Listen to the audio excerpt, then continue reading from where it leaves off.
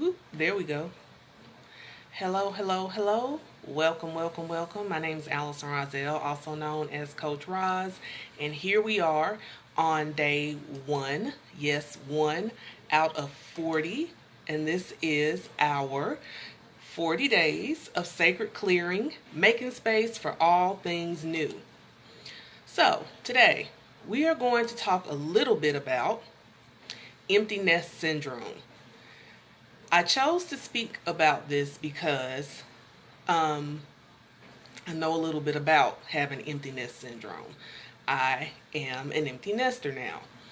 So I decided that I wanted to talk about this because I know there are a lot of us in this age group who have grown children or children that are about to be grown.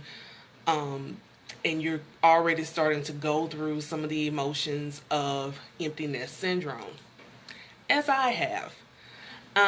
So empty nest syndrome, if you don't know, and I'm reading this off of Psychology Today, says empty nest syndrome refers to feelings of depression, sadness, and or grief experienced by parents, caregivers after children come of age and they are no longer in the home. And they're no longer in the home, either they've gone away to college, or they've gone off and gotten married, or they've gone to do whatever they're doing in their lives and they're no longer in the house. So a lot of parents, especially mothers, tend to feel this sadness because, I mean, there are babies. We carried them for 9 months, and then we watched them grow and nurture them and kiss their boo-boos and pack their lunches and fussed at them when they got bad grades and loved up on them when they were sick, and all those things that came with motherhood.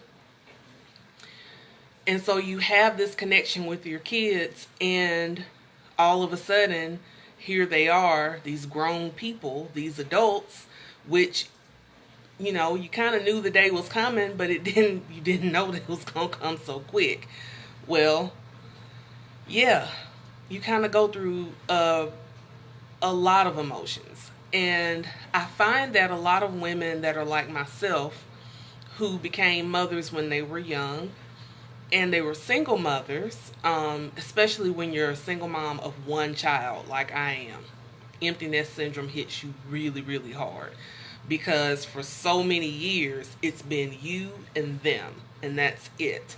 And the thought of them moving away from you, the thought of you not having your normal routine of seeing them every day, waking them up for school, doing all the things that we do as moms, you don't have to do that anymore. Which kind of gives you a sigh of relief, like, whew, yes, I don't have to do that anymore. But then at the same time, you have this kind of feeling of, I'm not going to be needed anymore. Which nothing could be further from the truth. You're always going to be their mom. You're always going to be needed. They're always going to want to be around you and love on you. But you still feel this kind of this disconnect because, they're leaving. So for me, what ended up happening was I started focusing on some of the wrong things. I started focusing on the fact that, okay, I won't be able to, wake him up for school anymore. I won't be able to, pack his lunch or, give him lunch money or, check a report card or anything like that. At the same time, I was celebrating that I don't have to do that anymore, but it's still like, oh wow, I'm not going to have those moments anymore. And then my mind started to go a little further, and I was like, I started examining and thinking about the things that I didn't do, that I wanted to do, but I didn't do. Like take my son on a vacation, or being able to afford certain luxuries, or being able to buy him his first car, or you know just those different types of things. And I started really thinking about that, and it almost became where I was dwelling on it. But then I got a text message from him when I started to feel a little low, and I don't remember what he said, but he has this personality that is kind of like mine. We're both silly.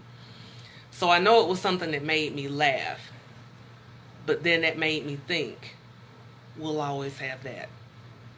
We'll always have that in our relationship. My son and I have a great relationship, and it's better now that he's a grown man because there's more that we could talk about, more that we could do. I mean, you know, when he was underage, we couldn't drink together, but we can drink together now. So, you know, I started to think about, well, no, I didn't get to take him on vacation. No, I didn't get to buy him his first car.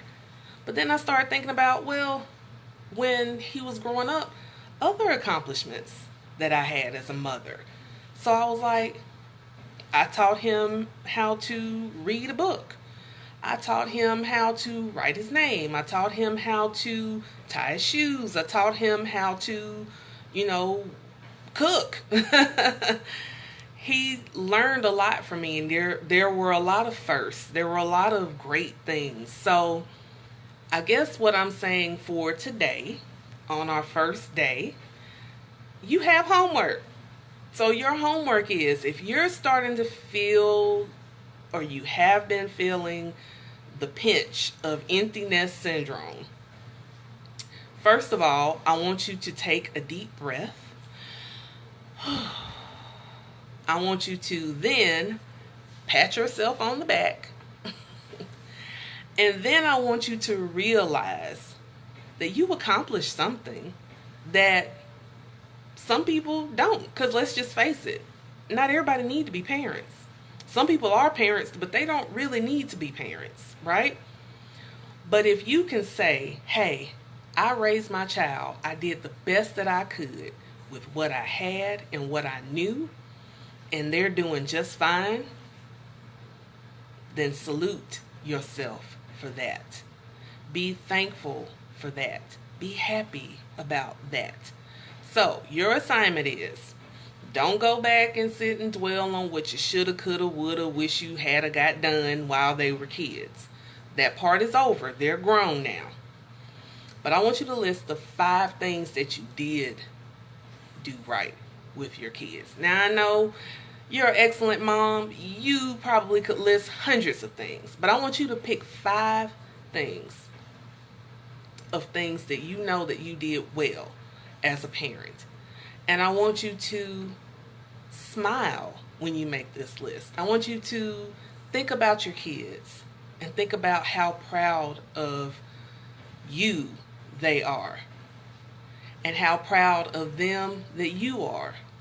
Even if they're not doing exactly what you want them to do right now, even if, you know, maybe you might be going through a little tiff or whatever, they're still your babies. And they still made it to this point.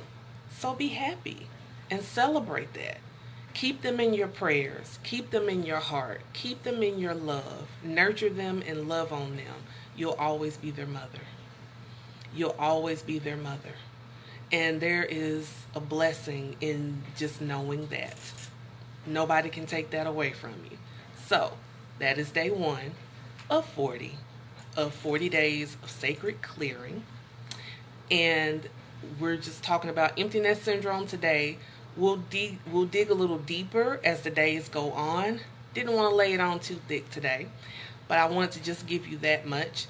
So if you enjoyed this video, feel free to share it and let other people know that we are going to be doing these 40 days. All right.